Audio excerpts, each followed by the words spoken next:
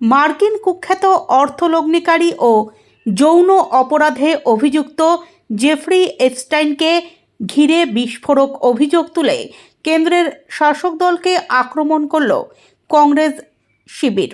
তাদের দাবি, মার্কিন গোয়েন্দা সংস্থা FBI এর প্রকাশিত জবানবন্দিতে উঠে এসেছে ভারতের প্রধানমন্ত্রী নরেন্দ্র মোদী ও তার সরকারের কয়েকজন মন্ত্রীর নাম। যদিও এই দাবির সপক্ষে কোনো সরকারি নথি প্রকাশ্যে আসেনি।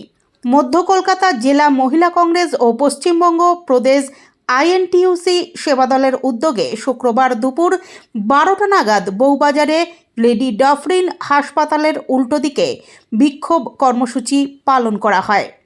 বিক্ষোভকারীদের অভিযোগ, আপনারা দেখছেন ফেজ 5 নিয়ে যাওয়া হচ্ছে, মানে ইমিডিয়েটলি নরেন্দ্র মোদীকে রিজাইন করা দরকার।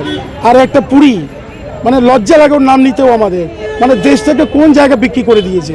এমনিতে বিক্রি করে দিয়েছিল, এবার মহিলা নির্যাতন তো হচ্ছে, মানে কোনো জায়গায় সম্মান নেই ভারতে। ভারতবর্ষটাকে ইন্ডিয়াতে কোথায় নিয়ে এসছে।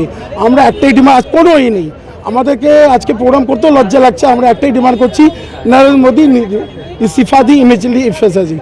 ও লজ্জা নেই, আর মানে তোমারই ধরা পড়েছে আর কারণ না। উনি বলছেন এটা জবাব দিতে পারছেন না উনি আমাদের। আজকে মহিলারা এত নাচছেন, রাস্তায় নাচছেন, ওনাদের রিজাইন দেওয়া উচিত।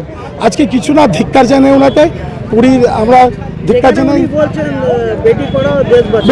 তাহলে বলুন, এখানে বলছে বেটি, ওইটাই তো বলছি, নারীর যা নির্যাতন, আর ওইখানে কি করছেন উনিকে, ওটা উত্তর নেই ওনার কাছে।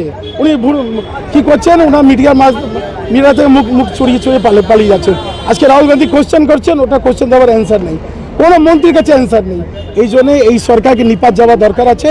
এই জন্য আশ্রয় নেবে। আজকে আমরা বিরোধ করছি, আজকে পুষ্পপুতুল জ্বালিয়ে আমরা বিরোধিতা করছি। প্রমো পান্ডে, INTUC সেবাদলের সভাপতি।